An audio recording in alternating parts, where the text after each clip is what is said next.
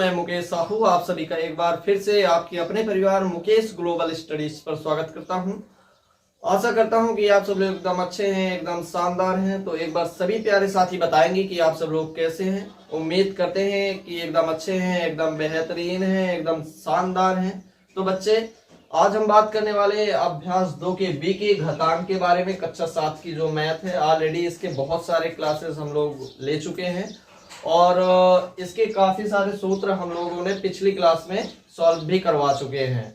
तो अभी तक जो भी चैनल पर नए हो, चैनल को सब्सक्राइब, वीडियो को लाइक और बेल आइकन नोटिफिकेशन को ऑल पर सेट करना ना भूलें, ताकि जो हमारी वीडियो है, हमारी क्लासें हैं, वो आप तक पहुंचती रहें। तो चलिए, जो आज की क्लास है हम लोग उसको शुरू करते हैं।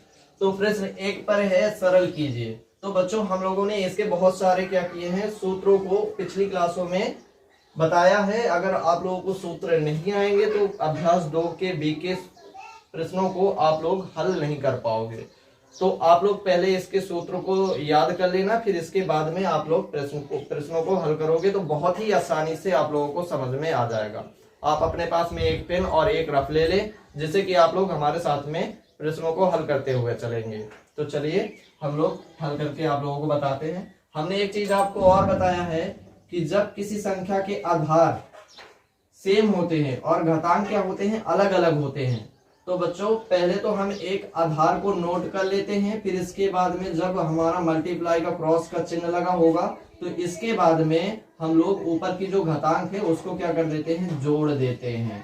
तो हमने जोड़ दिया, फिर इसके बाद में हम लोग क्या करेंगे, इनको 3 लिख देंगे, फिर इसको 7 और 8 को जोड़ देंगे, ये 15 हो जाएगा। यही हमारा उत्तर हो जाएगा। तो दूसरे को भी इसी तरीके से हल करेंगे। हमने इसमें बताया था भाग में क्या होता है, गुणे में क्या होता है। इसके सूत्र आप लोगों को पता है तो आप लोग इसको बहुत ही आसानी तरीके से हल कर सकते हो। और नहीं पता है तो आप लोग कितनी भी कोशिश कर लो, आप लोग नहीं हल कर सकते हो। तो चलिए, हम लोग आपको बताते हैं। तो पहले तो हमें क्या करना होगा, हम पहले भाग को हल करेंगे। तो पहले 6 उतार लेंगे, 6 को उतार लेंगे, 6 के घाते कितना है, 4 है। फिर इसके बाद में गुणे का चिन्ह लगा देंगे। अब भाग में हमने आप लोगों को बताया है कि ऊपर वाली संख्या से नीचे वाली संख्या को घटाना। तो इसमें 6 की घाते 2 और फिर इसमें क्या कर देंगे, -5, क्योंकि इसका आधार सेम है तो आधार एक ही लिखेंगे। घातांक को क्या कर देंगे, घटा देंगे। हमने बताया ना, ऊपर वाली से नीचे वाली संख्या को घटाना, इसी तरीके से। तो चलिए आगे फिर हल करते हैं। फिर 6 को यहाँ पर उतार लेंगे सेम, इसमें कोई अंतर नहीं आएगा। फिर इसके बाद गुणे का चिन्ह, फिर इसमें हम लोग घटा देंगे तो 6 के माइनस कितना आएगा, 3 आएगा, क्योंकि 5 की संख्या बड़ी है। जो चिन्ह की संख्या बड़ी होगी वही चिन्ह यहाँ पर आएगा। ठीक है, तो अब हम क्या करेंगे, अब हमने एक चीज और जाना, जहां पर गुणा होगा आधार सेम होगा और घातांक अलग अलग होंगे तो घातांक क्या होंगे, जुड़ जाएंगे। ठीक है, तो हम लोग क्या करेंगे, 6 की घाते 4, अब इसमें प्लस लगेगा, माइनस का 3 लिख देंगे। तो बच्चों, इसमें क्या करना होगा, अब इसमें घटाएंगे 6, 4 में प्लस माइनस का माइनस होता है, तो 4 में 3 गए तो 1 होगा।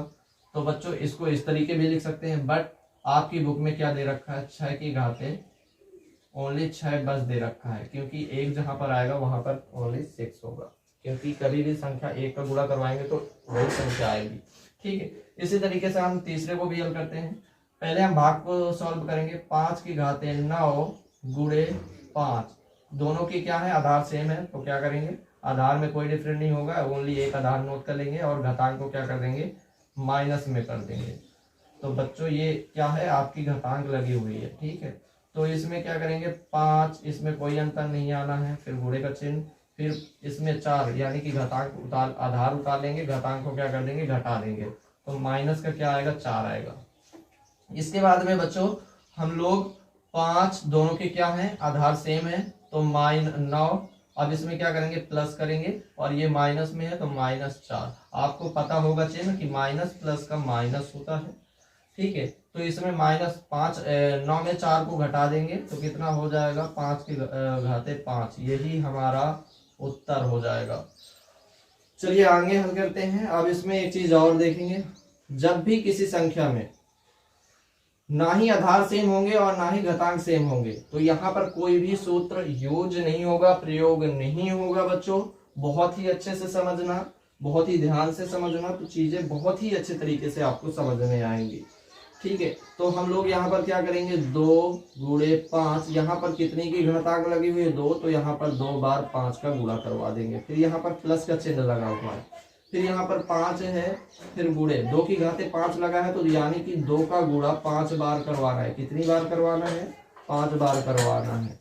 फिर इसके बाद में बच्चों कुछ नहीं करना है, इसको गुणा करवा देना है। 2 पंचे 10, 10 पना 50, यहाँ पर क्या आ जाएगा 50, यहाँ पर प्लस का चिन्ह लगा है, प्लस का चिन्ह लगा देंगे, कुछ नहीं करेंगे। और फिर इसके बाद में 5 दूना 10, 10 दूना 20, 20 दूनी 40, 40 दूनी 80, 80 दूना 160, 160 हो गया।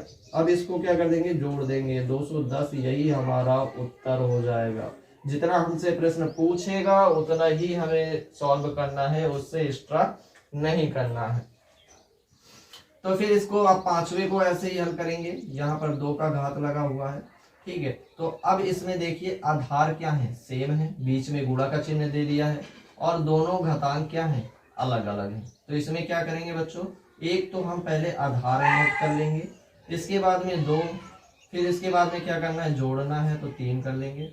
फिर इसके बाद में बच्चों 2 के घाते 3, इसके बाद में 3 दूना कितना हो जाएगा 5, यही हमारा क्या हो जाएगा, उत्तर हो जाएगा, ठीक है। फिर इसके बाद में हम आखिरी प्रश्न को भी सॉल्व करेंगे, और इसमें भी भाग और मल्टीप्लाई यानी कि गुणा का दे दिया है दोनों का, तो दोनों सूत्र यूज होंगे। पहले हम भाग को तोड़ेंगे, फिर इसके बाद में गुणे को सॉल्व करेंगे।